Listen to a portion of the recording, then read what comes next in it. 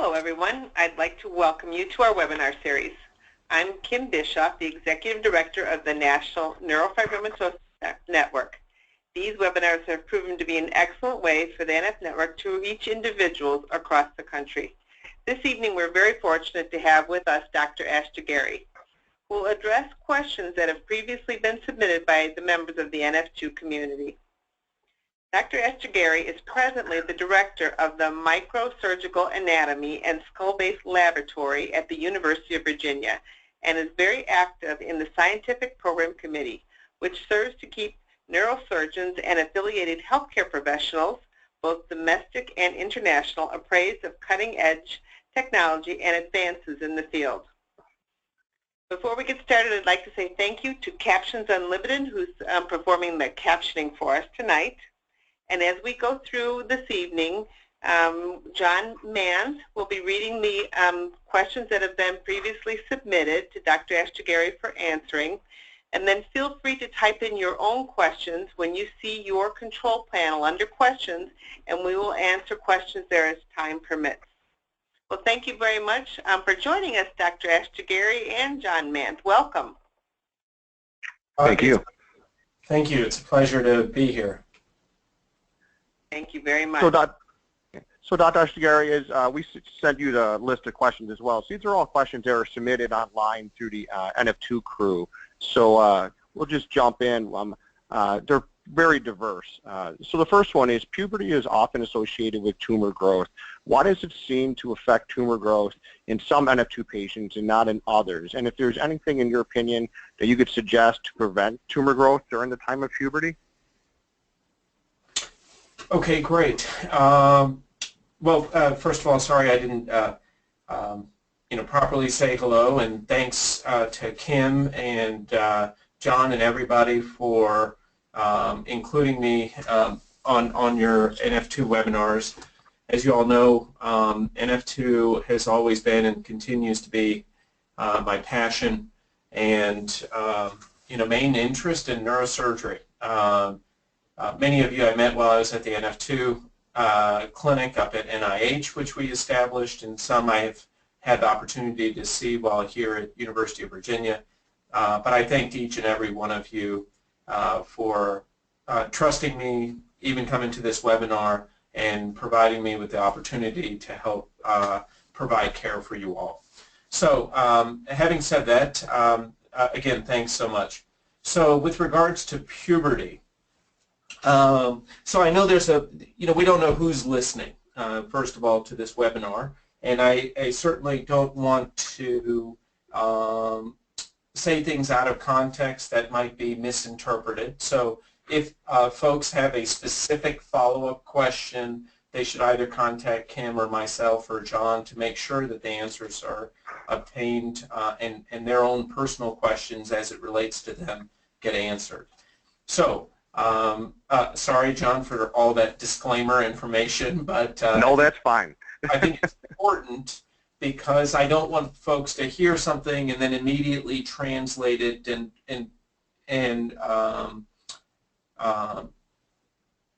try to sort of make it analogous to their situation necessarily. So first thing is why does it seem that puberty seems to make tumors grow in patients with NF2? So I think probably the best way to answer that question is going back to thinking about neurofibromatosis type 2. First of all, we know the gene that causes it, right? And through the 80s and 90s, after establishing what gene caused it, the next question was, is there a way that we can figure out people's gene mutation within NF2 and figure out how severe they will be affected, okay?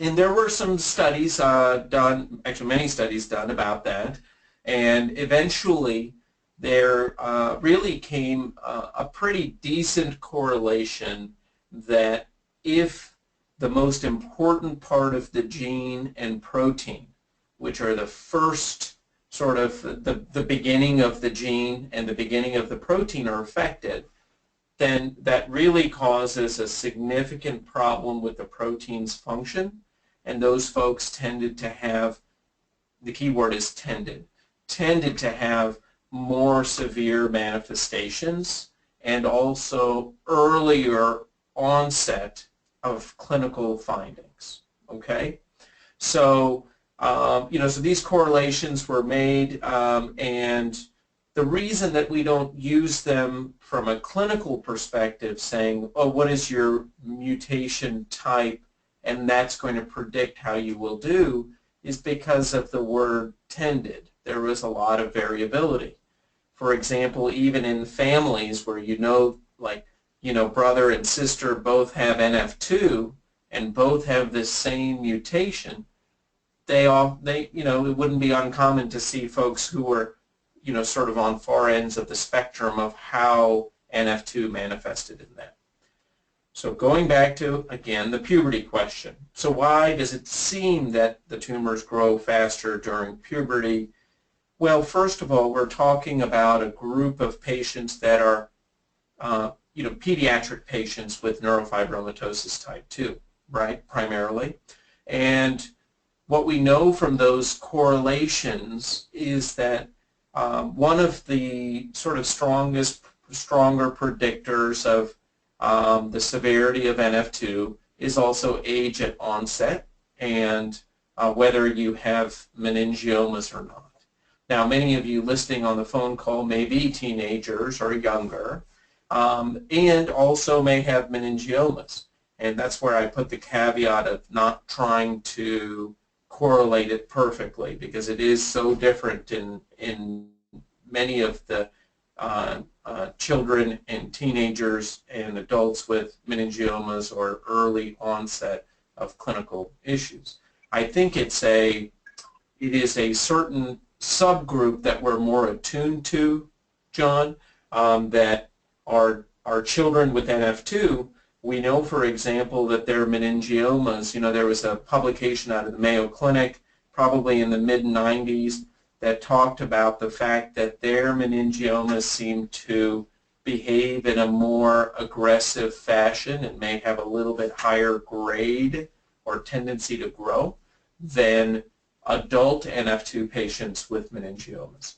So I think that there probably is an inherent difference between pediatric NF2 and classical adult NF2, but that's something that needs to be really evaluated on a case-by-case basis. Now remember, pediatric NF2 has evolved significantly over the last 20 years, and the reason for that, and I say pediatric including teenagers, and the reason for that is now folks are being diagnosed at younger and younger ages, Historically, you just waited until you got some symptoms and then you found out you had NF2. And the average age of diagnosis for those folks was in the late 20s. Now, if you could do that, it might still be the same, but the fact is there's a lot more folks who are attuned to NF2. Primary care physicians know about it or checking on it. Now there's genetic tests. People are doing examinations, and ophthalmologic evaluations are triggering earlier and earlier diagnosis. And so it skews how many pediatric NF2 patients are there. And so I don't know if I answered that in sort of a very straight fashion, but yes, I do agree with you that it seems that puberty may have an impact, but I also question whether it is the underlying biology of the mutation and the fact that they are, that person you're talking about obviously has pediatric NF2, right? Exactly, yeah. And so they... No, that's a very good answer. Yeah, okay. So so that's one, and I didn't hear the second part of the question. I think is is there anything that you could suggest that can be done during puberty that could slow tumor growth if somebody was experienced tumor growth during this time? Yeah, I think that has been the $1 million question. For sure. in the early 80s, there was a very, I think, it was really going down one direction and one direction only. And that was that as you aged, your vestibular schwannomas, the growth rate started to decrease, right? There were a few publications that said that, and it really, and the fact that we know that many meningiomas, those are, the tumors on the covering of the brain and spinal cord, they display hormone receptors. So they have progesterone receptors on them, and there has always been a belief that maybe they are hormone sensitive, right? And the reason that the vestibular schwannomas in NF2 started to decrease growth rate as you got older is because of hormonal influence or menopause, right? The issue is that I have not, if we think about when do hormones really change a whole lot, we don't see a specific correlation with, for example, pregnancy and sudden change in tumor growth or behavior. And also, I see plenty of postmenopausal women still dealing with other types of tumors and meningiomas and things like that. So I think it's a difficult answer. What I do know is that anti-hormonal drugs that have been tried for treating meningiomas in the general population are one of many drugs that have been tried for meningiomas without much success. So that further, I think, substantiates that maybe it's not puberty or the hormonal influence that's controlling the tumors, and the fact that not every tumor grows during these periods of time that we think about, So what can you do to try to control tumor growth? I think that, as I said, is $1 million question that I don't have an exact answer for. I think all we can stress is staying fit and being aware of your body. The best thing I think teenagers and folks in puberty can do is know where their problematic tumors might be and know what the early signs that they're causing a problem are, and have have a dependable team that they can contact who will help address their situation should the need arise. Excellent. That's very good advice. Okay, so moving on to, go ahead, Kim. Yeah, I'm seeing some questions coming in right now, and they really, I think what we need to do, Dr. Asthagiri, is maybe just take a minute and briefly describe the difference between NF1 and NF2, so that if somebody has the diagnosis of NF1 and is on here, they'll be able to make the distinguish which one that they have.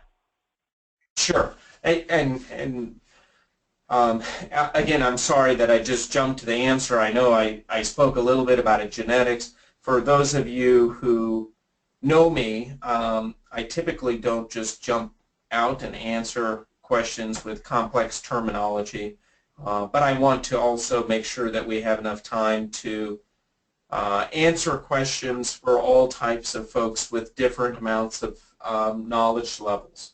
So first let's answer first, what is NF1 versus NF2? NF2 is a heritable condition. That means that you can inherit it from your mother or father, but also you can be the first person in your family to have the condition. In fact, about half of people with NF2 don't have any family members with that condition. So what is NF2? NF2 is a condition that affects and sort of predisposes us to the development of usually multiple tumors of the central and peripheral nervous system.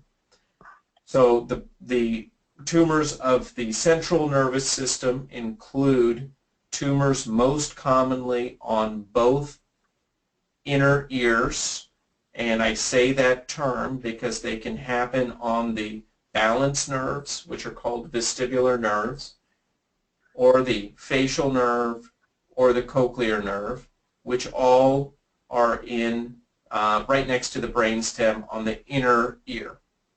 So, so that's the most common thing, is that folks get tumors in both balance nerves. The next most common issue is peripheral nerve tumors, so tumors that are on any of the other cranial nerves inside the cranium or in the spine, or outside the spine in the arms, legs, chest, abdomen, pelvis, anywhere. These tumors are typically benign tumors and can be located in any location. The third tumor is a meningioma, which is a tumor of the covering of the brain. When folks have this type of tumor, it's most often multiple. The last type is a tumor of the spinal cord itself. It's in the spinal cord substance, and it's called an ependymoma because of the lining, the inside central lining of the spinal cord is called the ependymoma, and that's where those tumors arise from. Now, folks with NF2 typically present with hearing loss as their first finding. That usually happens in their mid-20s. But as we just discussed with John, certainly there are different types of groups. You know, there are folks who present later in life and usually have things like hearing loss as the main manifestation. And then there are folks who are younger, children who have NF2, who may present with more likely problems with a meningioma or problems with painful growing peripheral nerve tumors, things that are not necessarily hearing related. This is in stark contrast to NF1. NF1 is also a condition that predisposes you to the development of central and peripheral nervous system tumors. But the key is that the tumors more often occur in the peripheral nervous system, and the central nervous system implications are, I don't want to say far less, but are significantly less. Now, even though both of them are called neurofibromatosis, the neurofibromas, which is a type of nerve tumor, is much more common with NF1. The other major difference is that folks with NF1 have a 10% lifetime risk of developing a malignancy in one of these peripheral nerve tumors called a plexiform neurofibroma. In addition to that, children with NF1 often can face issues with vision and tumors within the optic nerves or the optic pathway in the brain. And so you can immediately understand that folks with NF1 and NF2, even though they share the word neurofibromatosis, have completely different problems and need completely different types of coordinated care. I hope that helped answer the question for some folks. Yes, it did. Thank you very much. Yes, thank you, Dr. Ray. So the second question is, does an injury to a peripheral nerve, even incidental, promote schwannoma development? I think that's a complex question, but the simple answer is not one you'll like, which is possible. But let's delve into that, though. Okay, so if anybody injures a nerve, whether it's from a gunshot or a knife or a blunt injury, stretch injury, the Schwann cells, their purpose is to heal. And so they help maintain the tubes where the nerves can try to regenerate along. And so they can start growing in an aberrant fashion. And when they grow into abnormal clusters, we oftentimes call that a traumatic neuroma. And traumatic neuromas are you know, sort of, this is where we border between what is a scar versus what is a tumor, right? So the easiest way to think about a tumor almost is a scar that doesn't know when to stop developing. So when you get a cut on your leg, your body knows that things have to multiply in that area to heal, right? The skin cells immediately start regenerating, and then a scar forms. But magically, the body also knows when to stop, right? And so you don't just have this scar getting bigger and bigger and turning, and that would be a tumor. So it's sort of a it's sort of a continuum, right? The response to injury most likely can result in painful nerve problems and traumatic neuromas. But those, even though they have the word oma in them, they don't typically just continue to get bigger and bigger like a tumor can. But because they have the ability to cause significant problems with nerve conduction as well as pain generation, they oftentimes are treated just like a tumor might be. And for all intents and purposes, if you have a bump inside of a nerve, and it was, it doesn't matter if it's a neuroma or if it's a neurofibroma or schwannoma, they all may need surgery, right? For traumatic neuromas and other things, what we may need to do is just go in and do what is called an internal neurolysis, N-E-U-R-O-L-Y-S-I-S. What that is essentially breaking up scar tissue, and that helps the nerve work properly, versus going in and taking a tumor out. So does an injury cause a tumor? Probably low likelihood. Could it cause problems that exactly mimic a tumor? Absolutely. And I think that might be simplifying the whole injury cascade and tumor and importance in tumor, because that's been a long-standing question.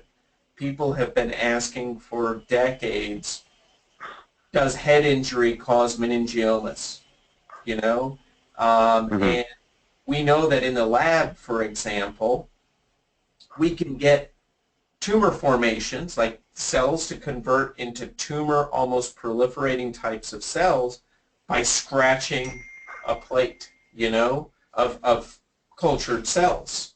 And so I think it's a complicated answer, but for the straightforward clinical answer, if somebody comes to me and says, hey, I hurt my arm, I have NF2, am I going to develop a tumor there, or am I at a high risk for developing a tumor there? I would say no. Excellent. And that makes a lot of sense. Thank you. So the third question submitted. Am I talking too much with all these answers? Well, there is a lot of questions, so I just want to make sure we can get through all of them. So, no, you're doing great. You're very thorough. That's what we always liked about you at NIH. You were incredibly thorough. Hey, John. We didn't mind waiting in the waiting room because we knew we'd get the that kind of attention. Questions popping up on the screen here too, John. Do you mind if I with one of these? Is that all right? No, please do. Yeah, we don't have to cover all these questions either, so that's fine. And go ahead. If somebody doesn't get their question answered that's on the list, I'm more than happy, Kim, to come back and do another one or type up some answers and send them to folks, and I'm more than happy to help in any way. Oh, that would be great. That would be great. But I'd like to try to get some of these that were people who are actually on here tonight are asking these questions. So there's quite a few. I'll just do one, John, and then I'll switch it back over to you. Okay. This one is, are those with NF2 completely missing Merlin? Missing Merlin only in the tumors? Decreased half-life of Merlin, but it's still there? Oh, wow. Somebody read something. And I thank you for asking that question because that's a fun question for me to answer. So thanks for selecting that one, Kim. So, first of all, everybody needs Merlin. You have to have Merlin during embryogenesis, so that's after the sperm meets the egg. If you don't have Merlin, then you actually can't make it long enough to become a baby, let alone an adult, right? So, and we know that it's very important during embryogenesis for many things. So, in adult life, what does that mean for NF2 patients? Well, when you have NF2, you have what is called a normal allele. That means that NF2 gene is working perfectly fine. And in the other one, you always have one from your mom and one from your dad. The other copy, though, has a mutation on it. And during the first question I talked about, you can have different types of mutations. Some can just be one little base pair that is messed up. And all it does is change one little minor thing. Other folks can have, entire portions of the gene missing, including the entire NF2 gene or parts of it or anything on that spectrum. So there's a whole host of different types of mutations that can happen. So,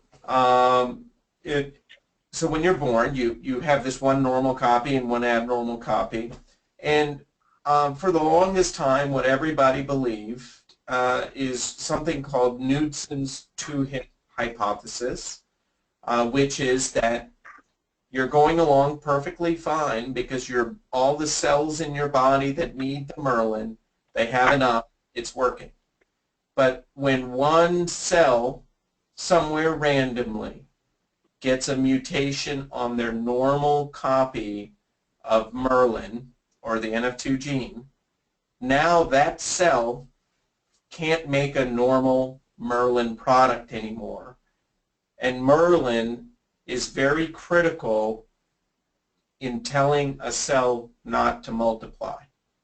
And so when that is absent or not working properly in that cell, then it starts growing. So the question should be, well, why do I only get these three types of tumors? That's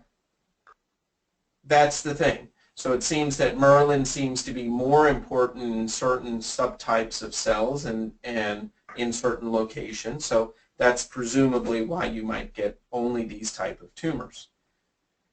Certainly, much of the body makes enough Merlin for individual cells to work properly.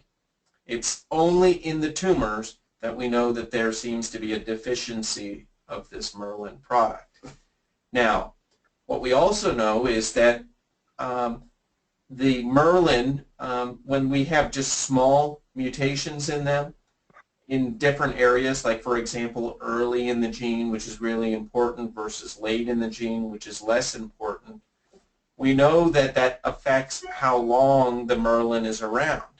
So if you have some Merlin, so let's say the mutation you have makes a Merlin that works 70%.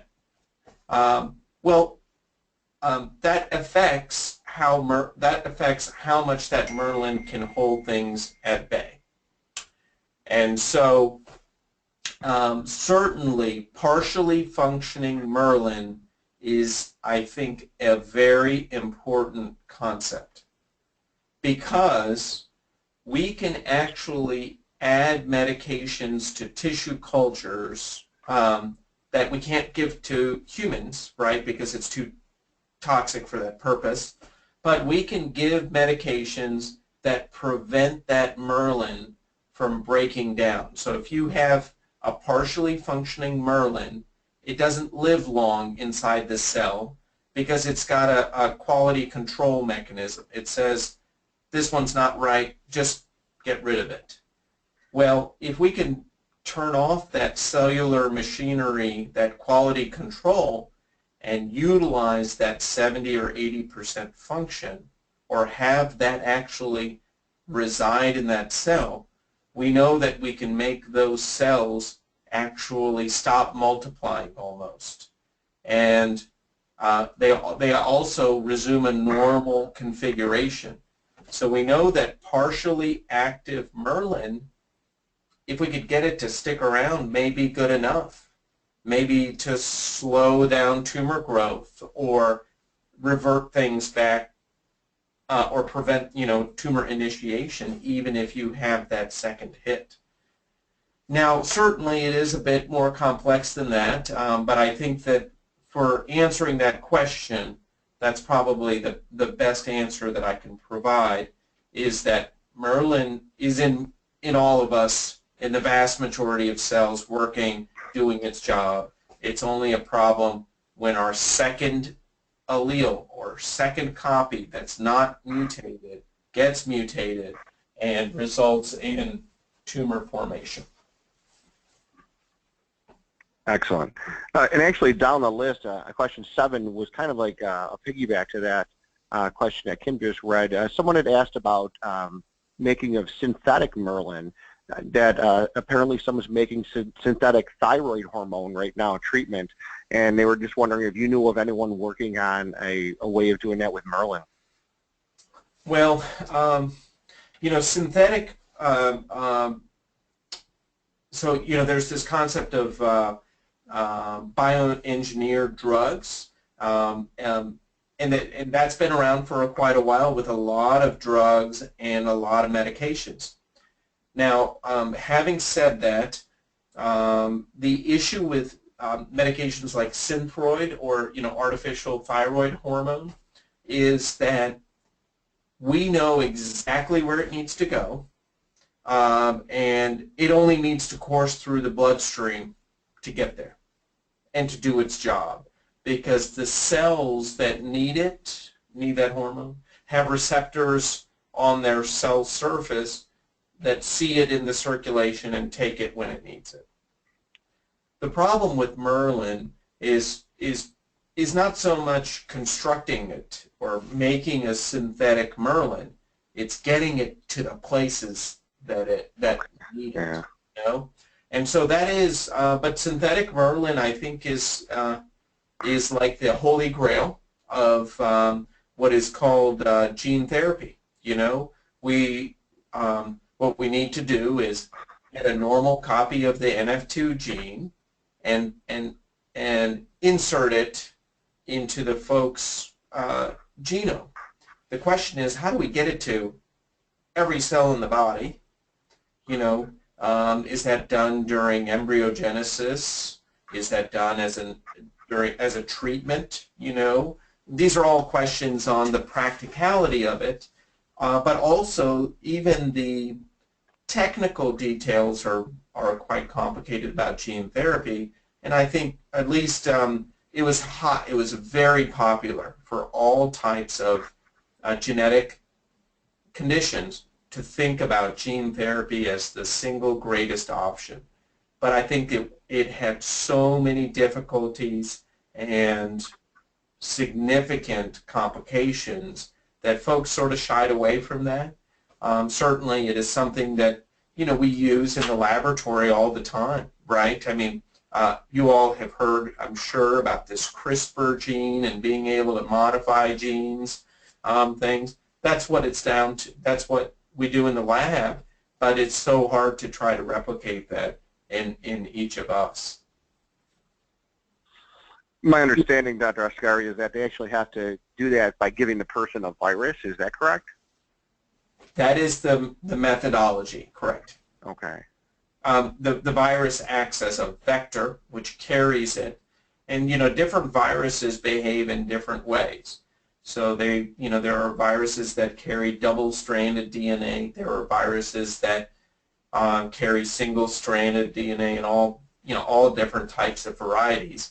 But some that will go, when they do the infection, will actually incorporate their gene products into the host's genome.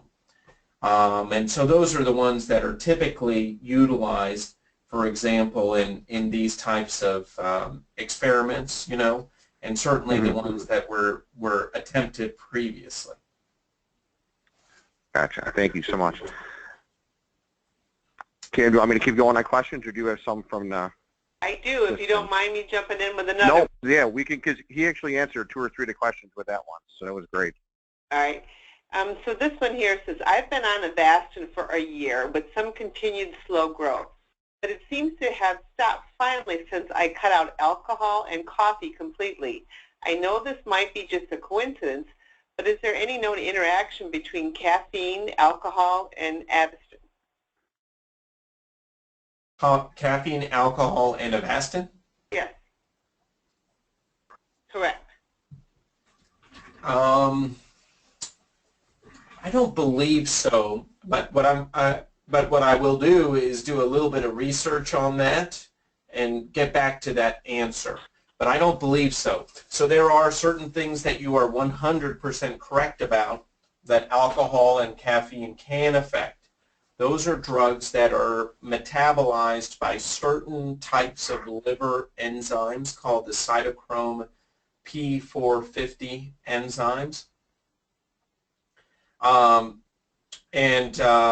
You know, though that enzyme complex can be altered with alcohol consumption, either make it work more or make it work less, and it can make medications that you take stick around a lot longer and accumulate in your body and make it more potent, the same dosage, or less potent because it revs up the washout of those drugs.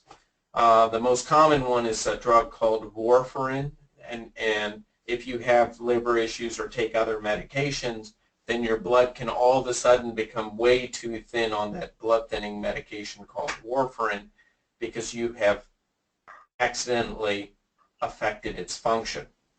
But as far as Avastin goes, you know, to be on it for a year and have some slow but steady growth and then all of a sudden see that the tumors are stable, what I would and have always stated as a big question about that is the natural history of tumors in NF2 is that I think the vast majority of tumors in NF2 can display that type of pattern of behavior, alternating between periods of growth, whether they be rapid or slow, and alternating with periods of seemingly relative quiescence, like they just went to sleep for a while.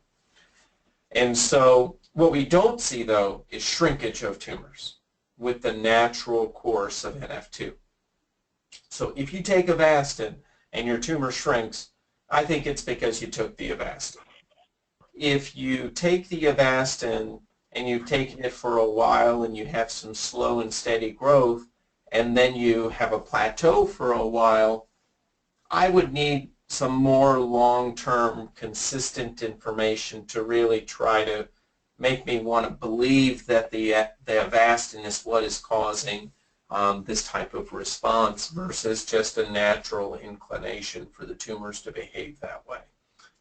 And so I think it's something that needs to continue to be observed. But certainly I can look further into alcohol and smoking, but I believe, alcohol and caffeine, I'm sorry, that the correlation is not very applicable to everybody. Excellent. We did have a question about Avastin in general. It just stated, how long should someone be on Avastin? And I assume this is more of a case-by-case thing, but if you would like to discuss that, that would be great. So I've had patients on Avastin for literally, it must be now 5 plus 3, 3 plus 3 is over 6 years, receiving the same drug with no drug holidays. That's an exceptional end of the spectrum. Whereas other folks may take it for 12 to 18 months and start trying to increase the amount of time that they have between or the amount of dosage that they take. So I would say that the duration is probably a combination of how effective it is for you, number one. Number two, what your situation is. And number three, what side effects you have. Any one of those can become priority number one. if the therapy is highly effective for you and you are in a situation where you have hearing in one ear and that ear is going bad, and this drug causes a profound improvement in your hearing and causes tumor shrinkage or stabilization of the tumor, those folks tend to stay on the drug for a long period of time, especially if they have low side effects. Whereas if you try a 6-month trial of the medication and it has no effect on the target tumors that are of most interest to you, the question really becomes, regardless of side effect or regardless of tolerability, what is the purpose of continuing with this medication in your specific situation? So I think the potential for long-term use is there. Certainly, we don't know enough to say extended lifetime use, but I think at least it's possible, and we know it's possible for extended periods of time, but certainly periods of time, maybe like drug holidays, which oncologists usually monitor more closely, may be of value in the course of long-term usage.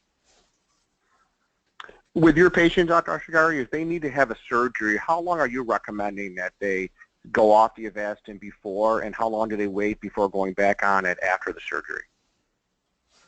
Well, if it's purely elective surgery, which unfortunately is not the case for a lot of NF2 surgeries, then we would ideally say let's be off for 4 to 6 weeks before and 4 to 6 weeks after. To me, the more important part is being off after. While we certainly would not want folks to come in having just received an infusion, I've done surgeries on folks who have taken Avastin but had a sudden or urgent and unexpected issue come up. And wounds can heal. It's just a significantly higher risk that we would like to not take with surgeries that can be deferred. Excellent. Kim, do you want to do another question? I do have a follow-up here. Okay. Here is anyone investigating other VEGF inhibitors in addition to Avastin that may work synergistically or as a standalone?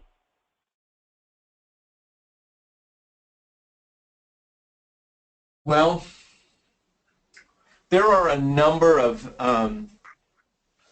VEGF inhibitors that are on the market, and certainly I would, even though it's not I don't believe it's in clinical trials, I would assume that folks are trying the medication in what is called a non-FDA approved manner, which is called off-label use. But it's not widespread because typically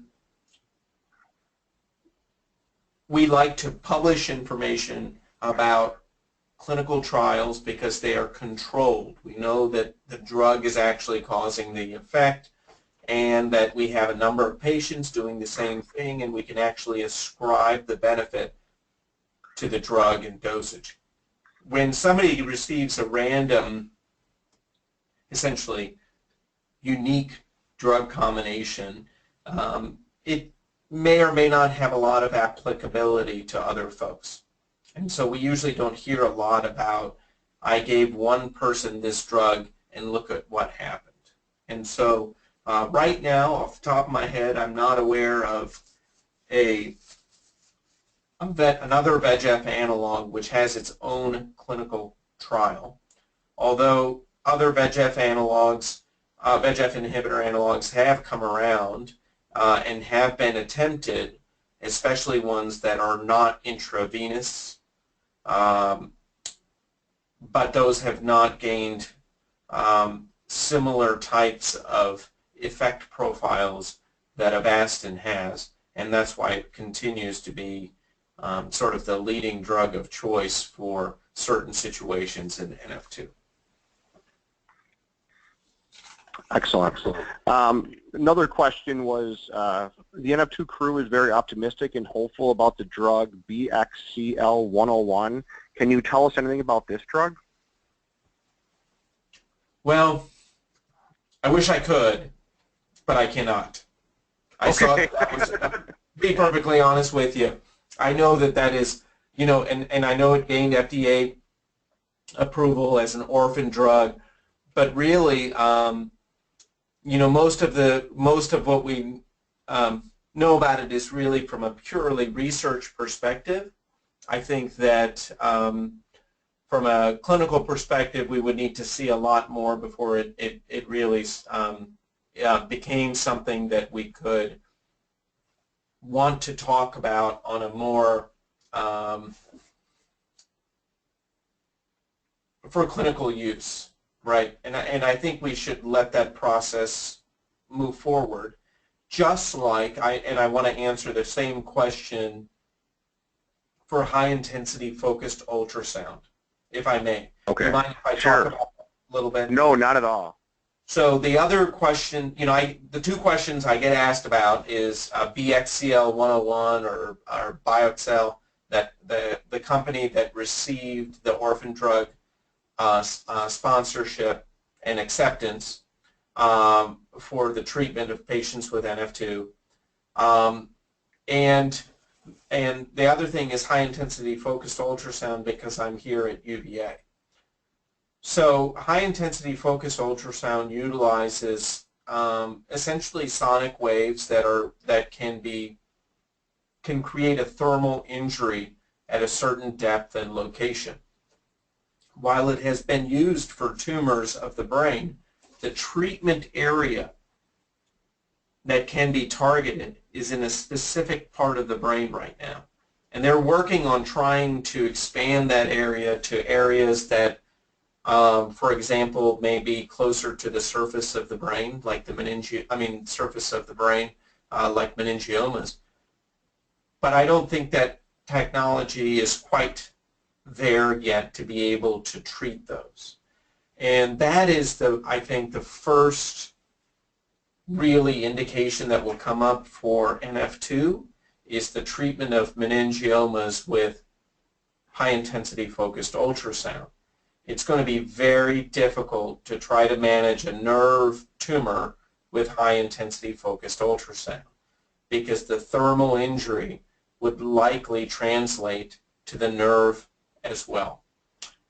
Whereas treating the surface, or treating a meningioma, I think is a much more likely target for what is called HIFU. But I think that has quite a ways to go because of what is called the treatment envelope, or where we can target inside of the head, number one.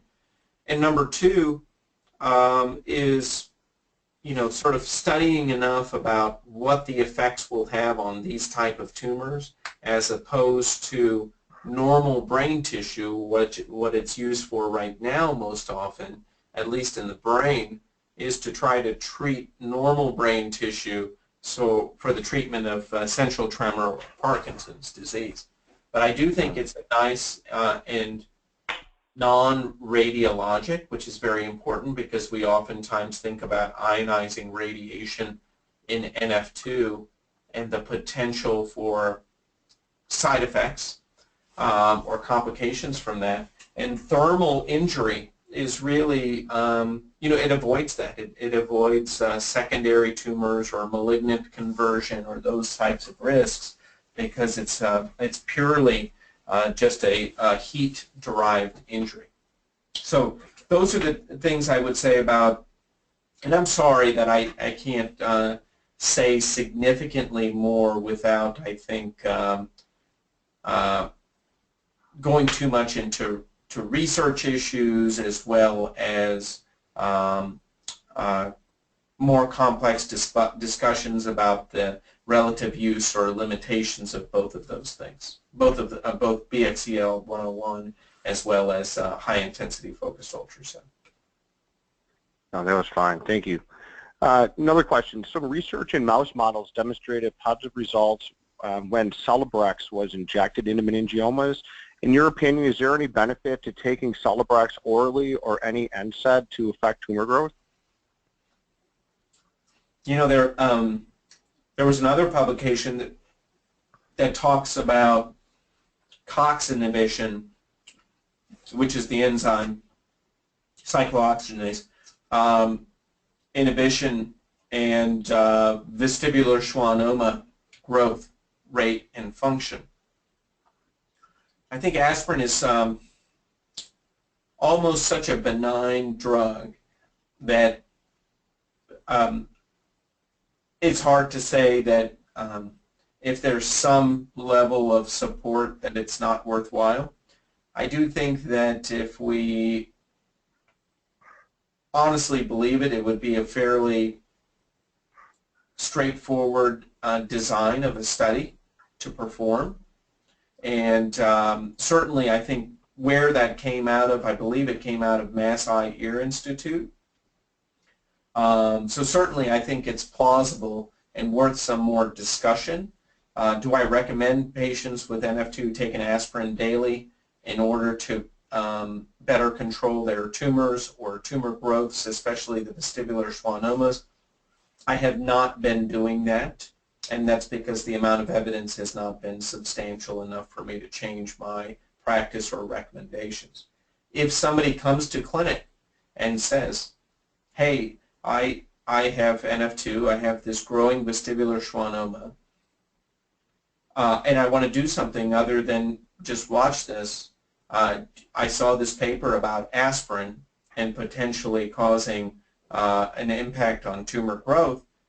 Sure, and I might say that's okay to try, just like you know and a lot of folks know that when I don't know whether something works, I tend not to tell people, I don't tell folks that it's not worth a try.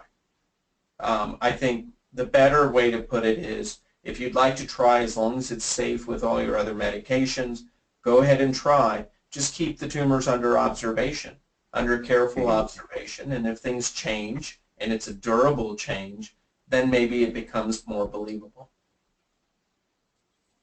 Excellent. Kim, you have another one? Yeah, I do. And this one's from Pauline, and actually it's several questions, but they tie together, so I'm going to read it all through. It says, we are always measuring the size and growth of NF2 tumors. How accurate are those measurements? What is the margin of error? Is stabilization of tumor size considered as desirable an outcome as shrinking of the tumor? Okay. Wonderful questions.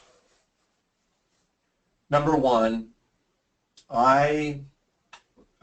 for those of you who know me, I don't like talking about measurements of tumors.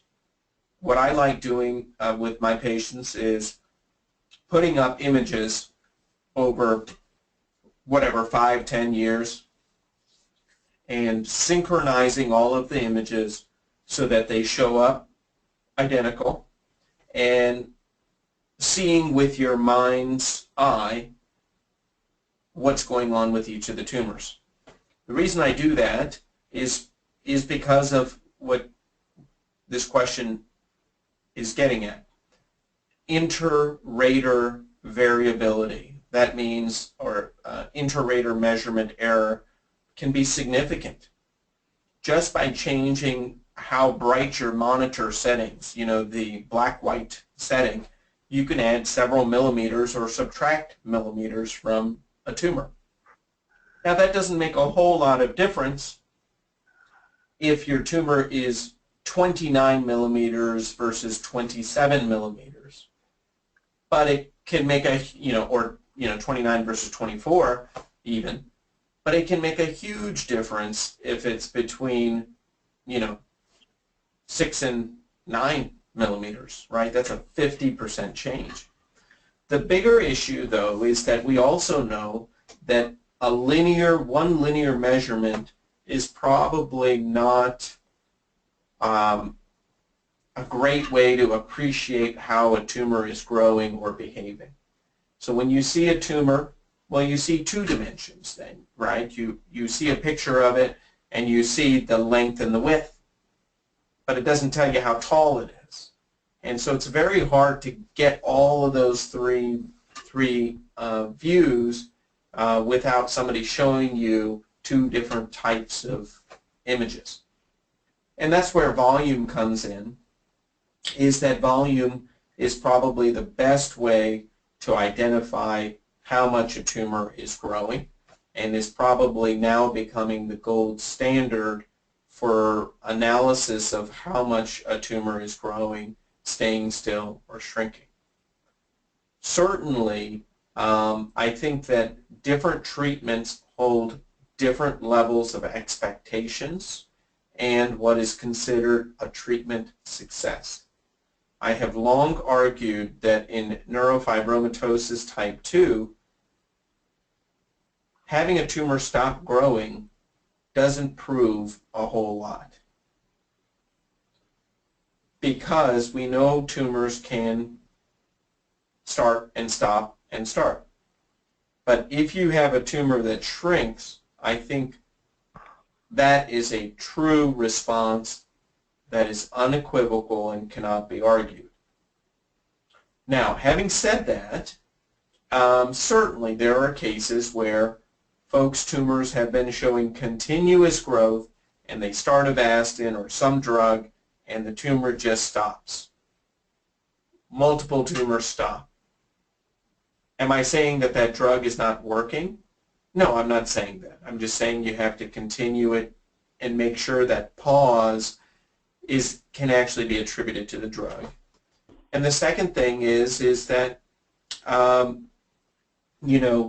we have to make sure that you can stay on the drug long enough to appreciate the pause as well. And that goes back to one of the questions, is how long can we stay on some of these medications even if we are able to achieve the pause? The other major issue is that when you get radiosurgery, if you get radiosurgery, that that profession as a whole considers what is called local control a success. That means that the tumor no longer is growing. But we know that tumors in NF2 can show quiescent periods for extended periods of time. And so, there's a conflict of interest there. Because if you get radiosurgery and your tumor stops growing, was it because it was predestined to stop, because that's how it was programmed, or is it because of the treatment effect? If you get radiosurgery, they'll take credit for it no matter what. And so I think that the important thing about it is that we have to define what we think is a treatment success. And it's so variable with different things. If you go to surgery and you come out and your tumor's the same size, that's a pretty complete and utter failure, right? That's pretty straightforward. But if you get radiosurgery, it's considered a success. If you get Avastin, some people consider it a success and some people don't. So I think it's really what your expectations are and what the treatment options standards are that you need to use to evaluate whether that's a good thing or not, whether it stopped growing. Excellent. So Kim, I believe Dr. Asthagiri answered all our questions. Some not directly, but as he answered other questions, he actually answered the other question as well. So we probably have time for one or two from the participants, if you would like. I think this probably would be a good question to even wrap up with, and there are additional. Okay. So I think what I'll do is I'll save these questions, and so if you still have additional questions, if you would go ahead and load them in the system, and then Dr. Asthagiri, if we could have you back then again another night, maybe between Marie and John, we can work out another date and have you go through these questions. That would be wonderful. We really appreciate that offer. Yeah, I'll do it as many times as John and you can handle. That sounds wonderful. Well, we actually have somebody on from Malaysia tonight, so I thought I would ask her question. and that is, what are the most... I have a strong suspicion I know who that person from Malaysia is. You do, huh? Okay, well then And I'd like to say hi to them. Yeah, okay. There you go. It says, what are the most recent developments in treatment options for people living with NF2?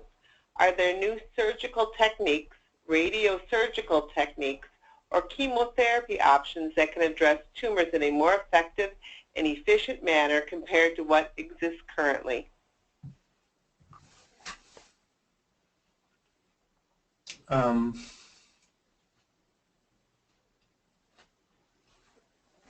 Well, I think that's a pretty broad question, but I'm happy to try to answer that in a reasonable way. So, are there new surgical techniques? Well, let's talk about what different tumors are there and what are folks utilizing technology-wise to try to treat them. So, first of all, let's talk about ependymomas, you know, the tumors inside the spinal cord. I would say that probably the gold standard still for treatment of those tumors remains surgery in the hands of skilled surgeons who do surgery within the spinal cord. Having said that, you know, I have seen a few patients, and there have been some isolated reports about patients with growing swelling or cysts that develop in association with the ependymomas that are treated with the same drug Avastin, that have shown resorption of their cysts or have shown reduction in the amount of swelling around their tumors, maybe procrastinating or staving off the need for surgery. And so I think that is probably, if we had to talk about ependymomas, the main real big advance. I don't think there's a real role for radiosurgery for the management of those tumors.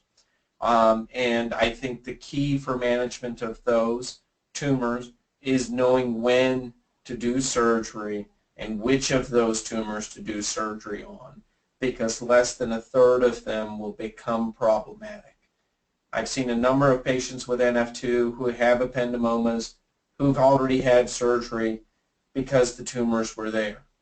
And we just have to make sure we understand that that's usually not necessary. Okay, moving on to the vestibular schwannomas. So I think that the management of vestibular schwannomas, especially in NF2, has changed dramatically and continues to do so over the past 3 decades. Now, we know that for patients with NF2, that the majority of patients probably do not have one tumor in each ear, but that these tumors are actually made up of multiple tumors that have coalesced and joined together, much like a stalk of grapes. And so, you know, what we know is that in the early 90s, folks tried to start taking these tumors out in what is called the early proactive phase, meaning that when tumors were very small, before any hearing loss was there and any facial issues, the idea was that if we go and take this tumor out in this left ear or right ear, and surgery goes well, they will have hearing for the rest of their life, and at least we won't have to deal with NF2 in that ear anymore. We can worry about other issues if they come up, but at least we won't have the inevitable feeling of hearing loss that we will have to manage later. Turns out that after a long-term study to follow those patients who had complete resection, that the recurrence rate, which is actually probably a reflection of new tumors growing in that area, was about 50% at 10 years, really suggesting that by taking the tumor out in its entirety at any point in NF2 patients' lives does not mean that we can just forget about that ear. And so, you know, I think that has our understanding of those recurrence or new tumor rates And knowing that there are multiple tumors there really makes it imperative that surgery preserve facial function and, if at all possible, hearing function, because living with NF2 requires as much functional ability be maintained for as long as possible. I think, has surgery changed dramatically? You know, some people are using lasers. Other folks are using ultrasonic aspirators to break apart the tumor when they remove it. Some people are doing things with endoscopes, you know, which are small lighted cameras. And I think that all of those techniques are evolving all the time. People are trying different things, but they haven't shown a revolutionary change. You know, they've all been minor evolutions, and so nothing, I think, of significant magnitude that has changed in the surgical realm, other than the philosophy and the understanding of how best to manage patients' inner ear tumors. With regards to radiosurgery, I think that the pendulum swings so fast that I can't keep track of where we are today. Meaning that every time I see patients, they're either deathly afraid of the gamma knife or radiosurgery, or they've had 35 radiosurgeries for every tumor in their body. And it really is that those two ends of the spectrum do occur in many of my patients with NF2. And so certainly I think from a genetics perspective, I understand the implications of radiosurgery and the risk for malignant change within a previously benign tumor that got radiosurgery. What I also know is that risk is exceedingly low. It's there, and there's no doubt that it's significantly higher if you have radiosurgery, but we're talking about a very, very low percentage compared to a very, very low percentage. And so I think the risk of radiosurgery is probably over-magnified, as is the benefit. You know, folks who do radiosurgery oftentimes treat folks with what is called a sporadic vestibular schwannoma, which is just one tumor. And what we find with NF2 is that when you get radiosurgery, it just isn't as effective in controlling all of those tumors that have coalesced to form one mass in your right or left ear that you're having treated. One of them escapes, or two of them escape, and you have a period where the radiosurgery works, but by 8 years, I think the response rate is somewhere around 50% for controlling your tumor. So I think that it sort of goes both ways, and certainly there haven't been, outside of some of the new systems, maybe you don't need to have a frame applied or this or that. There are some minor evolutionary changes in the systems of providing radiosurgery. As far as chemotherapy or medications or other drugs, I think we discussed those. Mainly, I think Avastin has established a really fundamental role in our community, which is, in my opinion, number one is hearing management, and number two is edema management, or swelling management, especially in some of these very difficult to treat tumors of the spinal cord called ependymomas that are multifocal, meaning in multiple places, and causing significant symptoms and are at high risk for surgery. So I think that summarizes at least vestibular schwannomas and the ependymomas. The last tumor type that we're commonly talking about are the meningiomas. As far as meningiomas go, there is a very exciting new drug trial, a clinical trial for meningiomas based on certain profiles of tumors in patients. And in fact,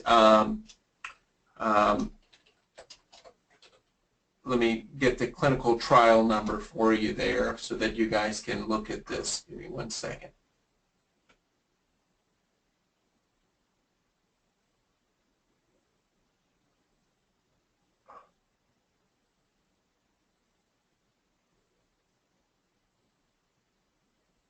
I'm sorry. Give me while I'm talking, I'll sort of discuss it in brief, which is that meningiomas now with known NF2 mutations are eligible for certain clinical studies where we are trying medication chemotherapies for treatment of those patients, especially with refractory meningiomas, which is often the case for patients with NF2. But I'm going to get you more information on that right now, if you give me just a couple minutes. Any other questions, John, that I should answer? No, that covered everything that was submitted to us. I'm sure Kim has a whole slew of them, but we're probably running shy on time. Yeah, we do. We have, Kim? What I'd like to do, John, is just collect all the questions, and then I'll send them to you and Marie, and then we'll get back to you, Dr. Asthagiri, to see if we can schedule another date, and we can start with the questions that we have left here that weren't answered this evening. Great. Can I just give you that clinical trial number, which is in the repository of clinicaltrials.gov? Sure. Yep. Please do. That clinical trial is called a study looking at targeted therapy according to tumor markers for people with meningiomas. And they're specifically looking, it's a phase 2 trial that looks at 3 different types of meningiomas. And different types of meningiomas have different types of protein profiles and expression profiles. And patients with NF2 mutated meningiomas can participate in Arm B, which has a novel type of treatment drug which is being used on the clinical trial. So I think that's exciting, and certainly we talk about that with our patients with known NF2 related meningiomas. Well, thank you. Excellent. Yep, and what I know Emily has been asking on here, she's asked a couple of times about whether this is going to be recorded. This webinar is going to be recorded, and within a day or two it'll be on the nfnetwork.org website under webinars.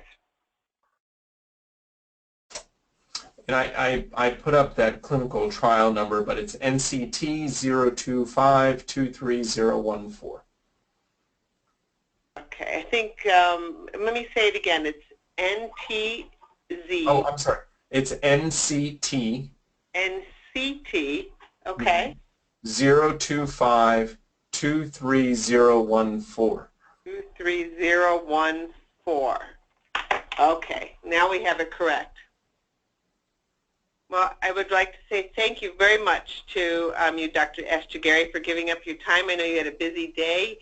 He actually is just coming from being in surgery for 12 hours before he joined us this evening. So thank you very much for your time. We really appreciate it.